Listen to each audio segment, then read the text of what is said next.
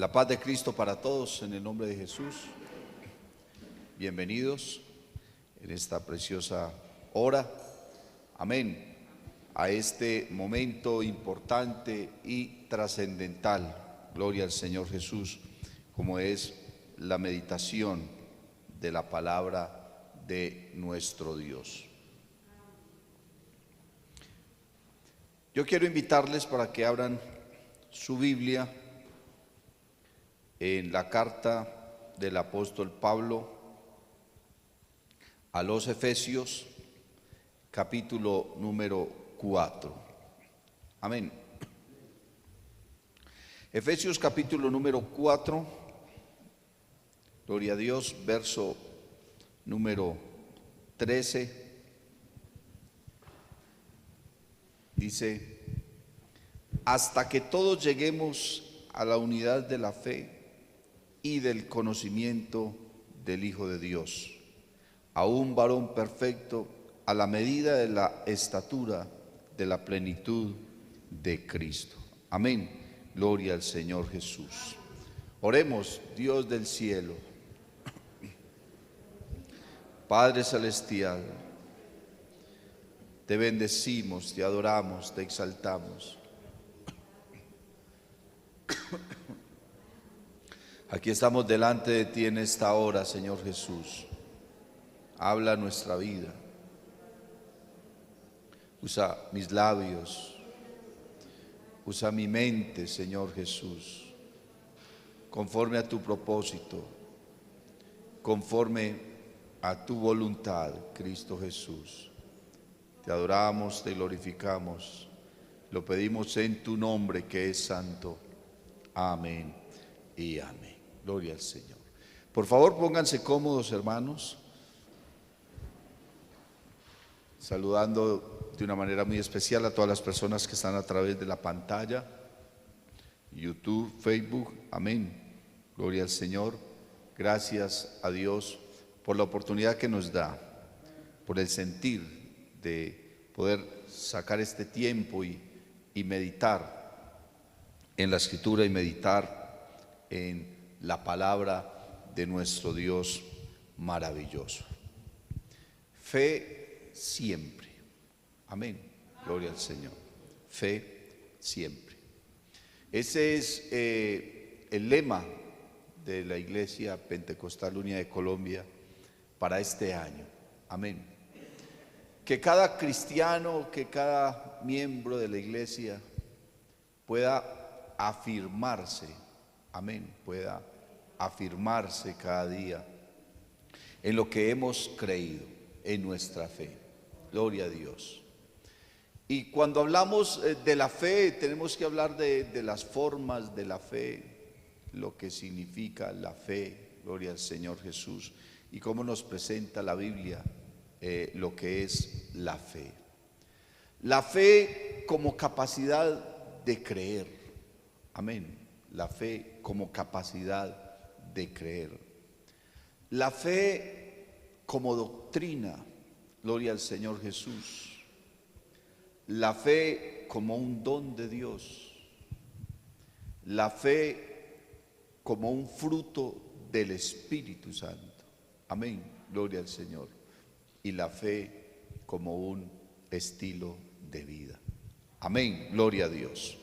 Los que hemos creído, hermanos, a esta palabra, entonces esta palabra nos ha llevado a tener un estilo de vida. Gloria al nombre del Señor Jesús. Pero yo estaba pensando, hermano, que hay una diferencia en el hecho de tener fe y en el hecho de ser un crédulo. Porque hay gente que tiene fe, pero hay gente que es crédula. Amén. Gloria al Señor Jesús. ¿Qué es ser crédulo? Es la gente que cree a todo. Creen en la penca de sábila, creen en la herradura, ¿cierto? Creen en cuanto agüero hay. Se quedan mirando el cielo y ven una nube y le dicen y lo llaman a uno, pastor, y vea, yo vi una nube de tal manera, ¿y eso qué significa? Sí puede creerlo. Pastor, es que anoche tuve un sueño y soñé esto y esto y eso, ¿qué significa? ¿Cierto? Y creemos a todo lo que dicen las redes sociales. Pastor, es que el científico fulano de tal dijo esto. Es que el médico no sé qué dijo aquello. Es que la ciencia está diciendo esto. Es que el predicador no sé cuál dijo lo uno y dijo lo otro. Entonces los crédulos son las personas que creen a todo. No importa de dónde venga, simplemente lo reciben. Y son personas que se hacen imaginación en su mente, en su corazón, y se forman ideas de las cosas y hacen de esa idea un estilo de vida también, una doctrina, una manera de pensar, y se convencen de algo y lo viven y lo creen y hasta lo sienten. Pero la fe, como nos dice la palabra de Dios, es algo diferente. El escritor a los hebreos nos define la fe y nos dice que es pues la fe, la certeza de lo que se espera y la convicción de lo que no se ve. La fe, hermano, nos lleva a creer cosas que no se ven o que no han sucedido, pero que ciertamente son reales.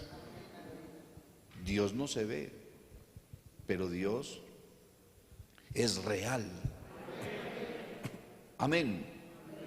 Creer en la fe como doctrina, hermano, estar seguros de lo que la palabra de Dios en verdad nos está diciendo, en lo que la palabra de Dios nos está enseñando. Por eso el apóstol Pedro dice que debemos crecer en el conocimiento. Crecer en la fe, dice, añadida a vuestra fe virtud. La virtud es la fe en acción, es la fe que nos lleva a obrar, porque si una persona tiene fe pero no hace nada, entonces la Biblia dice que su fe es muerta, ¿cierto? Es muerta. Si usted cree algo, hermano, y no va en pos de ello, no vive en pos de ello, su vida no gira en torno de esta fe, entonces usted tiene una fe muerta. Pero si yo creo algo, eso que yo creo me tiene que mover. Amén. Me tiene que hacer avanzar, me tiene que hacer marchar. Y puede pasar el tiempo, pueden pasar muchos años, pero yo sigo creyéndolo, sigo viviéndolo, sigo experimentándolo, porque es una fe real. Amén. Aun cuando sean cosas que no se ven. De hecho, la Biblia dice que Dios hizo lo que se ve de lo que no se veía. Gloria al nombre del Señor Jesús. Y estaba pensando, hermano, que la Biblia nos habla de los hombres que siguieron al Señor. Amén. Los hombres que creyeron en Dios. Y los primeros hombres fueron muy pocos los que creyeron en Dios, los que guardaron esa fe. La Biblia dice que Adán y Eva pecaron, fueron expulsados del paraíso y tuvieron un hijo llamado Caín.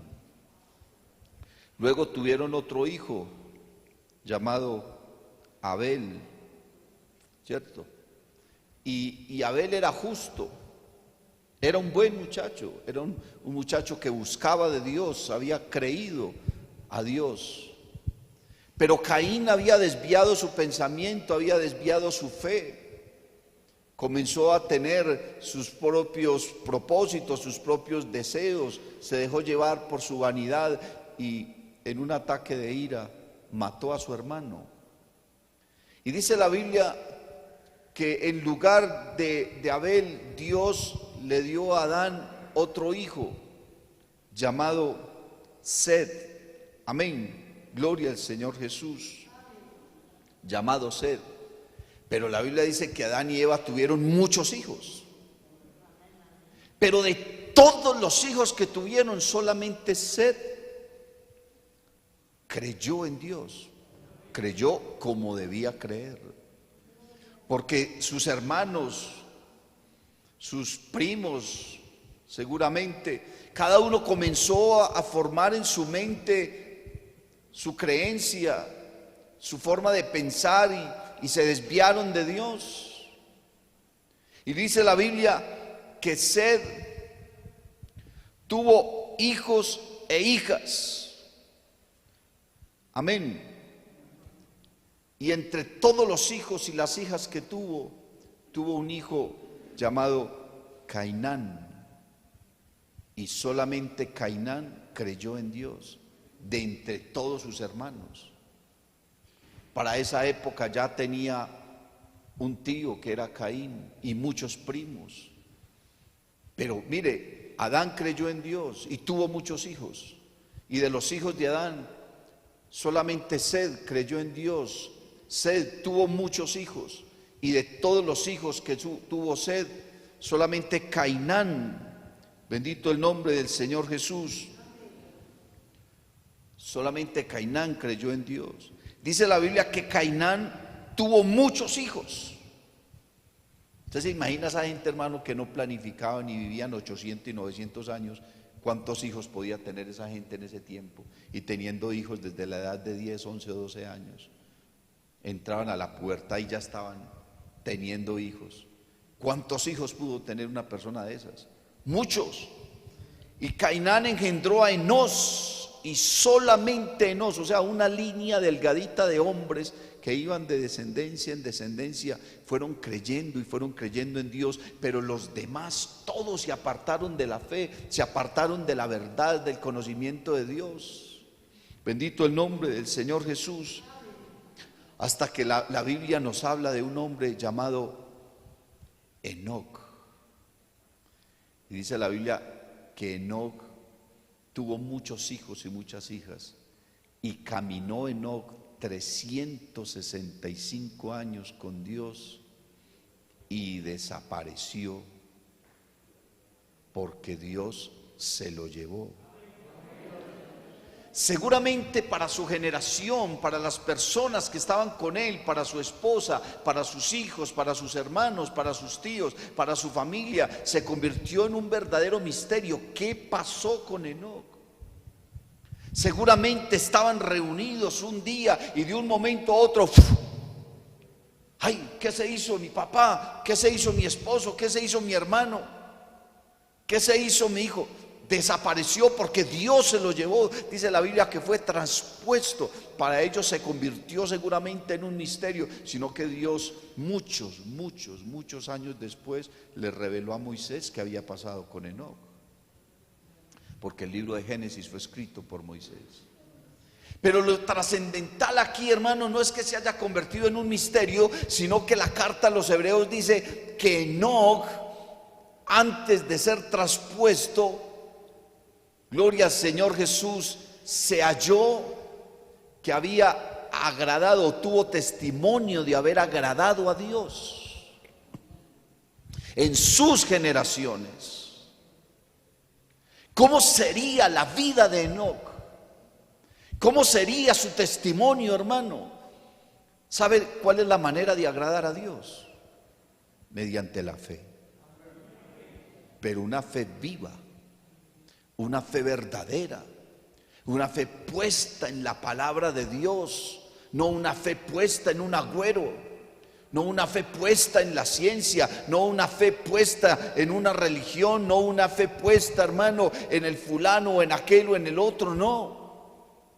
Una fe puesta verdaderamente en la palabra de Dios. Y la Biblia dice que antes de ser traspuesto tuvo testimonio de haber agradado a Dios, y a Dios le agradó tanto la vida de Enoc, que Dios dijo, ¿sabe qué?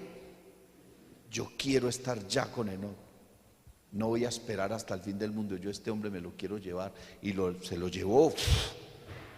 Así de un momento a otro. Dice la Biblia que Enoc no conoció la muerte, sino que Dios se lo llevó, porque había agradado al Señor, porque había tenido un testimonio excelente, porque mucha gente se había desviado. Mire, hermano, para la época de Enoc ya la gente estaba adorando a otros dioses. Ya los pueblos estaban adorando a Nimrod. a Semiramis, a Tamuz.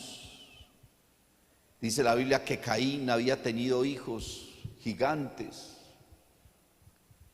y la gente, hermano, los veneraba y tenían pensamientos de ellos y la gente se desvió de la verdad. Mire, hermano, que unas cuantas generaciones después el Señor envió el diluvio porque el pecado y la maldad de los hombres se había extendido tanto que se indignó Jehová y se arrepintió de haber hecho al hombre y envió el diluvio. Y solamente se salvó un hombre con su esposa, sus hijos. Bendito el nombre del Señor Jesús. Pero Enoc halló testimonio de haber agradado a Dios. ¿Y agradó a Dios cómo? Mediante la fe. Yo no sé usted qué está creyendo, hermano. Yo no sé qué bases tiene usted frente a la palabra de Dios. Sabe, hoy en día se está hablando tantas cosas y uno ve tantos hermanos enredados en tantos pensamientos, viendo, hermano, videos y informes y documentales en las redes sociales de tanta cosa que a lo último eso, hermano, para nosotros es basura. Muchos hermanos lo llaman a uno y le preguntan: pastor, ¿qué hago? ¿Me vacuno? ¿No me vacuno? Y me van a poner el chip. Y yo, por Dios, ¿qué es lo que hemos creído? ¿Dónde está nuestra fe? Hermano, que la marca de la bestia, le dicen a uno. Y yo, hermano, ¿cuál marca de cuál bestia? Usted no conoce la palabra. La Biblia dice que el anticristo no se puede manifestar porque hay algo que lo detiene, y lo que lo detiene es la iglesia aquí. Bendito el nombre del Señor Jesús. El anticristo no puede hacer absolutamente nada mientras la iglesia esté aquí. Bendito el nombre de Jesús. No vendrá la tribulación mientras la iglesia esté aquí. La iglesia no está reservada para padecer tribulación de esa manera. La Biblia dice que el misterio de la iniquidad ya está en acción, pero hay algo que lo detiene. Lo que lo detiene es la presencia de Dios.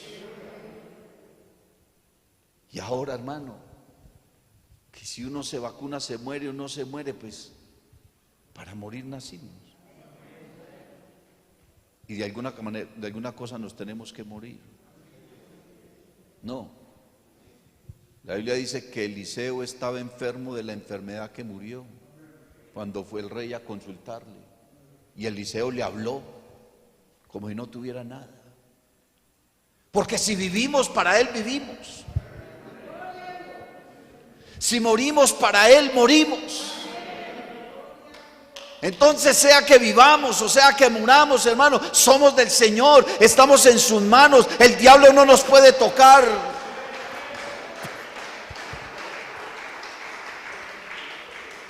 Y si el diablo nos quisiera tocar, si el diablo te quisiera tocar a ti, tiene que pedirle permiso a Dios.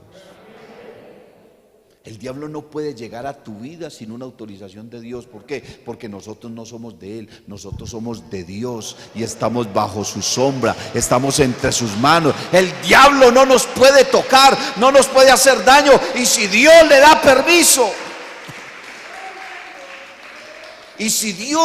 permiso, pues entonces Dios tiene el control. Y si de eso nos vamos a morir. Todo mundo, hermano, está impactado por la muerte de tantos pastores que se han dado entre el año pasado y este. Van más de 50 ministros que se han muerto, que han fallecido, que han partido con el Señor, y la gente está asombrada y la gente dice: pero hermano, ¿cómo es posible que Dios permita eso? ¿Que Dios permita qué? Se murió el Señor. El apóstol Pablo se murió. El apóstol Juan, que no había otro que el Señor amara más que a Juan, se murió. Se murió Moisés, se murió ahora. Todos se han muerto, y usted y yo seguramente y tal vez hasta más temprano que tarde moriremos también. Porque la Biblia dice que para nosotros no es una tragedia la muerte. Dice estimada, apreciada, estimada es a Jehová la muerte de sus santos. Morir en Cristo, gloria al Señor Jesús. Todos tenemos que partir, hermano. Dice la Biblia que cuando muere el impío perece su esperanza. ¿Por qué? Porque el impío no tiene de qué aferrarse. Nosotros tenemos una esperanza gloriosa. Tenemos que permanecer en esta fe siempre, todo el tiempo, afirmados en lo que hemos creído. El mundo, hermano, que se revuelque, que se venga lo que se venga, que pase lo que pase, que caiga lo que caiga, nosotros somos de Él. Su Espíritu nos cubre, nos guarda. Entonces, ¿qué es lo que tú has creído? ¿Sobre qué están afirmados tus pasos? ¿Qué es lo que te motiva todos los días a vivir, hermano? Nuestra esperanza es la salvación. Por eso tenemos una fe siempre. No una fe crédula, no. Es una fe, como dice la Biblia. El justo por la fe vivirá. No crea, hermano, a todo viento de doctrina, porque en esta época se levantan vientos de doctrina de toda especie, argumentos, teorías, filosofías, doctrinas, hermano. Se levanta de todo, pero nosotros tenemos que estar afirmados en esta palabra. Dice la Biblia que es necesario que con más diligencia atendamos a las cosas que hemos oído, no sea que nos deslicemos.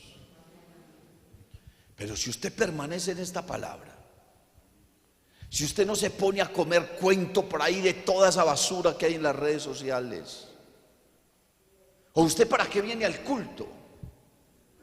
Usted no viene a escuchar la palabra de verdad, no viene a escuchar la predicación de su pastor, que Dios lo ha ungido y lo ha guardado y lo ha preparado para esto, hermano, para venir a escuchar gente que usted ni siquiera sabe quiénes son, que están hablando en la internet. Es que el señor fulano de tal dijo esto. ¿Y quién es ese señor? ¿Y qué clase de persona es ese señor? ¿Y cuál es su intención? Mira, hermano, que la mayoría de las cosas que están en las redes sociales acerca de información de todo lo que está sucediendo, vienen con mala intención lo que esas personas dicen. Si usted percibe el espíritu de esas personas que están hablando, porque usted debe tener discernimiento de espíritus. Usted debe saber entender y discernir entre lo bueno y lo malo, entre lo limpio y lo indigno, entre lo bueno y lo vil. Dice la Biblia: si entresacares lo precioso de lo vil, serás como mi boca. Usted debe aprender a entender, hermano, la intención de esas personas, que el mundo diga lo que sea. Nosotros hemos creído a la verdad de Jesucristo. Aleluya. Y es oyendo la palabra de Dios que nosotros aprendemos, que nuestra fe, hermano, se ubica, que nuestra fe se canaliza. ¿Cómo un cristiano puede ser un crédulo? No, hermano. Alguien dirá: pastor, pero es que la Biblia dice que los ancianos soñarán sueños y los jóvenes verán visiones. Eso, hermano, lo dijo el profeta 400 años o 500 años antes de Cristo, y se lo dijo al pueblo de Israel. Pedro simplemente lo repitió en el aposento alto, pero no era el medio para la gracia. Cuando se estableció la dispensación de la gracia, Dios estableció la doctrina y la verdad para nosotros. ¿Entre quiénes? Entre los apóstoles y los profetas, dice la Biblia, edificados en el fundamento de los apóstoles y profetas, siendo la principal piedra del ángulo Jesucristo mismo. Dios no tiene absolutamente nada para decirle a nadie que ya no lo haya dicho en la Biblia. Hermano, es que Dios me mostró, es que Dios me habló, es que Dios me dijo. Si te dijo algo diferente a lo que está en la Biblia, entonces no fue Dios. Dice el apóstol Pedro, tenemos la palabra profética más segura, a la cual hacemos bien en prestar atención, como una antorcha que alumbra en lugar oscuro. Si la Biblia no lo dice, no lo crea. Si no está en la Biblia, no lo crea. El apóstol Pablo dice, si vienen los ángeles del cielo y les predican otro evangelio, no lo crean. Y dice, si yo mismo vengo y les predico otro evangelio, no lo crean. Y Pablo dice, no que haya otro evangelio, sino que están pervirtiendo la verdad. Usted puede soñar mucho. Usted puede tener una gran imaginación. Usted se puede quedar mirando las nubes y ver cómo las nubes se convierten en mil cosas. Pero nada de eso, hermano, si no está respaldado en la Biblia, no tiene ningún sentido, ni tiene ninguna verdad, porque Dios no va a cambiar lo que ya está establecido. El apóstol Pablo dijo, porque nadie puede poner otro fundamento, el cual ya está puesto, que es Cristo el Señor. Esta palabra, hermano, es la que nos dice a nosotros cuál es la verdad, qué es lo que debemos hacer, cuál es el camino. Dice, el que cree en mí, como dice la Escritura, no como usted se soñó, no como usted vio una taza de chocolate allá con el fondo no sé cómo, no como le diga una penca de sábila, no por colgar una herradura. Nada de eso. Eso no es de Dios, hermano. De Dios tenemos es su palabra. De Dios tenemos es su verdad. Y la manera como el Espíritu Santo nos confirma a nosotros esta verdad. Y la manera como el Espíritu Santo, hermano, convence al pecador. Es que ver a un hombre que ha sido un pecador toda su vida, un adúltero, un borracho, un mentiroso, lo que sea, y verlo en un altar llorando, pidiéndole perdón a Dios, una vida transformada, hermano. Eso sí lo hace Dios a través de su palabra, a través de la fe en Jesucristo, a través de la fe en esta verdad. Por eso tenemos la fe, hermano, como la capacidad de creer, pero la fe como doctrina, esta forma de doctrina maravillosa que Dios nos ha dado. Aleluya. Y esta fe, hermano, nos guía al arrepentimiento.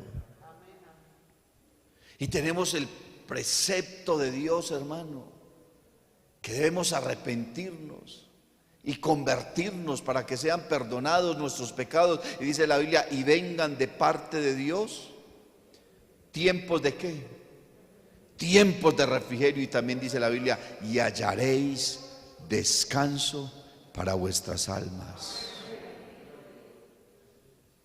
Vea, hermano, la palabra de Dios trae descanso al alma.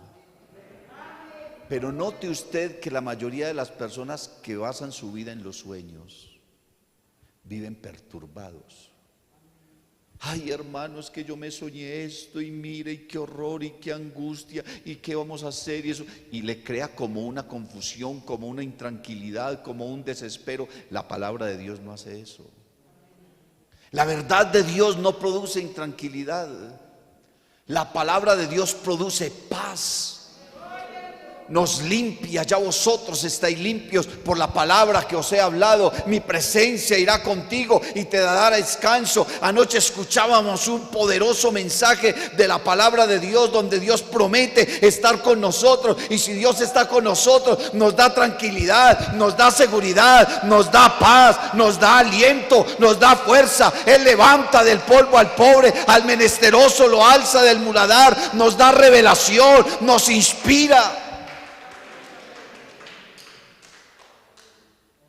Pero la gente que es crédula, como creen a todo, viven angustiados, preocupados, tristes, desesperados, confundidos. Pero la fe en Jesucristo no produce eso. La fe en Jesucristo produce paz. Mi paz os dejo, mi paz os doy, no como el mundo la da, yo la doy. La palabra de Dios no confunde. Antes, por lo contrario, la Biblia dice que por torpe que uno sea, no se extraviará. No se extraviará. Bendito el nombre del Señor Jesús. La primera iglesia que tuve la oportunidad de administrar, había un hermanito que le decíamos Penchito. Era un hermano avanzadito en edad, pero él tenía un retraso mental. Él no era una persona como muy lógica, como muy coherente, ¿cierto? Y era muy gracioso y todo, la iglesia todos lo querían mucho, a Penchito, la iglesia lo quería mucho, porque a pesar de su retraso mental, era un excelente hermano. No sabía leer, casi ni sabía hablar, era muy enfermito. Y cuando uno se ponía, hermano, a predicar, él en todos los cultos lloraba, no había culto donde no llorara. Y siempre pasaba al altar. Y entonces a veces me acompañaba por ahí a las veredas, porque sí era muy guapito para andar a pesar de lo enfermito que era. Y nos ayudaba por allá a mi esposa y a mí con el megáfono, ¿cierto? Y entonces uno se ponía a hablar y él de la Biblia, como tenía problema mental, casi no retenía nada. Muy poquitico. Y uno, Rubén, ¿usted qué se acuerda de la dominical? Yo me acuerdo, hermano, que usted dijo que el Señor me ama mucho. ¿Cómo así, Rubencito? ¿Y de qué más se acuerda? Yo me acuerdo que el Señor murió por mí. ¿Cuál Señor? Pues el Señor Jesús, que es mi Dios. ¿Y qué más sabe usted? No, yo no necesito saber más nada, pastor. Yo lo único que sé es que el Señor me va a llevar. Yo lo único que sé es que Él me ama mucho. Y no decía sino eso. Él no se ponía a pensar, hermano, en cuánta cosa existía. Él tenía una fe en Jesucristo. Y con saber que Cristo murió por él y que lo amaba y que venía por él, a él le bastaba con eso. No vivía pensando ni preocuparse por más nada, porque inclusive su mentalidad no le daba para retener versículos, para entender doctrina. Y yo pienso, Señor, ¿usted cómo le reveló su nombre a este hombre? Porque seguramente a él mucha gente le habló y escuchó muchos cultos de tantas cosas, pero él tenía claro que Jesucristo era Dios, que lo amaba y que venía por él. Ya, no le interesaba más nada. Y era un excelente hermano de muy buen testimonio. Y todo mundo en el pueblo sabía que Rubencito, que Penchito, era de la iglesia pentecostal y que era una persona muy querida, muy buena gente, muy acomedida. Tenía una cantidad de cualidades y de virtudes ese muchacho, hermano.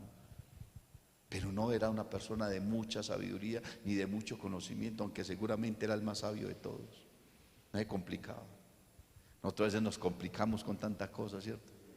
Con tanto argumento, con tanta filosofía, con tanta cosa. Nos enredamos la vida nosotros mismos. Este hombre no se enredaba para nada, él simplemente se arrodillaba, hermano, y lloraba y lloraba y lloraba.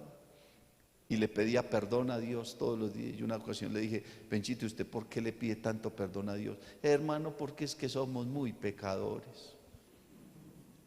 Y oraba, y en todo culto lloraba y pasaba al altar, hermano. Esa es la fe. ¿Usted cree que Dios cómo mira a una persona de esas, hermano? Dios se agradó de Enoc. ¿Cómo sería la vida de Enoc? ¿Cómo sería el testimonio delante de sus hijos, delante de su esposa, delante de la humanidad de esa época, mientras la gente estaba adorando a otros dioses, mientras la gente se estaba haciendo a otros dioses, mientras la gente estaba buscando otras cosas? Este hombre simplemente estaba agradando a Dios. Qué bueno que nuestro corazón estuviera ese pensamiento. ¿Y yo cómo puedo agradar a Dios? Es que aquí lo importante no es agradar a Edward Taborda, a ningún pastor. Los pastores nos vamos, estamos unos meses y nos vamos.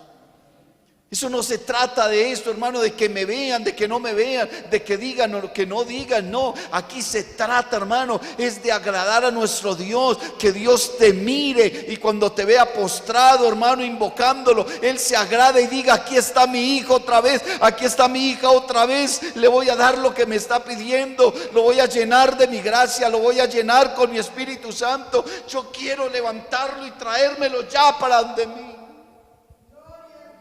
Hermano, si usted anhela irse con el Señor, más está anhelando el Señor llevarnos para que estemos con Él. Porque lo que más desea el novio es poder estar con la novia, poder casarse y pasar esa primera noche de intimidad y de amor con ella. ¿Cuánto anhelará el Señor estar con nosotros? Dice la Biblia que Él nos anhela celosamente. Él nos desea. Lo que más espera el Señor es que tú lo adores, que tú te arrodilles, que tú lo escuches, que tú le sirvas, que tú le seas fiel. El Señor, hermano, ama eso de ti. Cuando te ve buscándolo, Él se goza, pero cuando te ve, hermano, perdido en otras cosas, le duele y seguramente hasta llorará en su corazón. Cuando ve que pasas de largo, cuando ve que eres indiferente, cuando ve que a ti no te importa, hermano, eso le duele a Dios. Pero cuando te ve postrado, cuando te ve clamando, hermano, el Señor se goza. Y Él no ha levantado todavía esta iglesia, no porque no lo desee, sino porque está esperando que nosotros nos arrepintamos. Eso dice el apóstol Pedro, que Dios no retarda su promesa, sino que es paciente para con todos, esperando que todos procedan al arrepentimiento. Y por eso, hermano, el verso que leímos: hasta que todos lleguemos a la unidad de la fe. Gloria al nombre del Señor Jesús. Hasta que todos lleguemos a la unidad de la fe y del conocimiento del Hijo de Dios. Y dice: a un varón perfecto, a la medida de la estatura de la plenitud de Cristo. Gloria al Señor. Y Pablo entonces enlaza la fe con la perfección. Y Pablo le dice a los filipenses, hablando acerca de la fe, que él mismo no pretende haberlo ya alcanzado. Seguramente Dios sabe que nosotros no alcanzaremos la perfección mientras estemos en esta tierra. Pero cuando uno mira el contexto, hermano, dice entonces la Biblia, dice el Señor: mis ojos pondré sobre los fieles de la tierra para que estén conmigo. Y dice: el que ande en el camino de la perfección, este me servirá. Yo mismo no pretendo haberlo alcanzado, dice Pablo. Y el Señor lo que está diciendo: el que anda en el camino de la perfección. Si tú todos los días te preocupas por agradar a Dios, por cambiar tu vida, por cambiar tu carácter, por serle fiel, por servirle, puede que tengas muchos defectos, puede que cometas muchos errores, puede que cometas muchas faltas, pero estás andando, te estás esforzando, estás luchando, no te estás conformando. Y eso es lo que Dios ve. ¿Y por qué lo haces? Lo haces porque crees a esta verdad, porque crees que Dios va a venir y te va a levantar, porque crees que eres hijo de Dios, porque crees que Dios te ha salvado, porque crees que Cristo entregó su vida en la cruz. ¿Por quién? Por una persona imperfecta como tú. Pero a pesar de tu imperfección, sigues creyendo que Él te ama. Y todos los días lo buscas. Y levantas tus manos y te gozas. Y doblas tus rodillas y te arrepientes. Así Dios te ama. Y ese es el camino de la perfección. Seguramente algunos alcanzarán un nivel más alto que todos, porque la Biblia dice que la fe Dios la da por medidas. Todos no tenemos la misma medida de fe. Pero eso tampoco te puede llevar a ti a conformarte y a decir: no, es que Dios a mí no me dio tanta fe, tú no sabes qué fe te dio el Señor. Ni te puedes comparar con otro. Lo que sí el Señor le dijo a los discípulos: si tu fe fuese como un grano de mostaza, que es la semilla más pequeña, se puede convertir en la hortaliza más grande. Si tuvieses fe como un grano de mostaza, nosotros moveríamos a Dios. No porque Dios sea un juguete que se mueve, sino porque, hermano, su compasión por nosotros, a través de tu fe, Él se mueve, Él no se queda quieto. Él dice: yo no me voy a quedar quieto mientras mi hijo está pidiendo o está solicitando esto o está clamando. Yo no me voy a quedar tan tranquilo, y Dios hará, hermano, conforme a tu fe. Una fe que, aunque Dios no obre en determinado caso, tú sigas creyendo que Él lo puede hacer, así no lo haga. Porque Dios sana, pero no los sana a todos. ¿Por qué no los sana a todos? ¿Por qué no? ¿Cómo puedo yo explicar por qué Dios a uno lo sana y a otro no? Pablo estaba enfermo, y Pablo oraba por cantidad de personas y las personas se sanaban. La gente tomaba los pañuelos del apóstol Pablo y se tocaban, y con eso se sanaban. Usted sí puede creerlo. Y Pablo enfermo y el Señor no lo sanaba. Señor, sáname. Señor, sáname. ¿Y qué le contestaba el Señor? No. ¿Y por qué no me sanas? ¿Por qué no? Bástate mi gracia. Bástate mi gracia. Usted puede tener, hermano, muchas expectativas en este mundo de muchas cosas. Usted puede anhelar muchas cosas, pero la principal motivación que debes tener para levantarte cada mañana es tu salvación.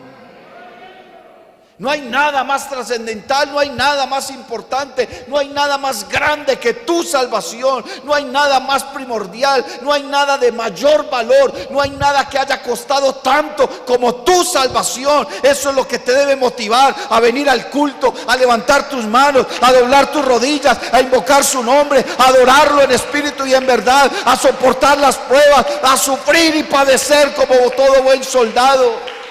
Es tu salvación, es tu fe en Jesucristo, no es lo que dice el mundo, no la basura de las redes sociales. Es tu fe en Jesucristo, en esta verdad, en esta palabra. Cristo viene y viene por mí, y me va a llevar y me va a guardar. Y si me muero, que me muera. Y si vivo, vivo para Él, porque somos de Él, somos para Él. Pueblo suyo somos y ovejas de su prado. Si oyeres hoy su voz, no endurezcas tu corazón. Póngase en pie, hermano. Aleluya. Vamos a orar, vamos a decirle a Jesús que necesitamos una fe siempre. No puede faltar nuestra fe. Pedro: el diablo os ha pedido para zarandearos, pero yo he rogado por ti para que tu fe no falte, para que tengas fe siempre. Todos los días hay que creer, pero creer a la verdad. No seas un crédulo, sé un creyente. Bendito el nombre de Jesús. Cierre sus ojos, levante sus manos, hermano.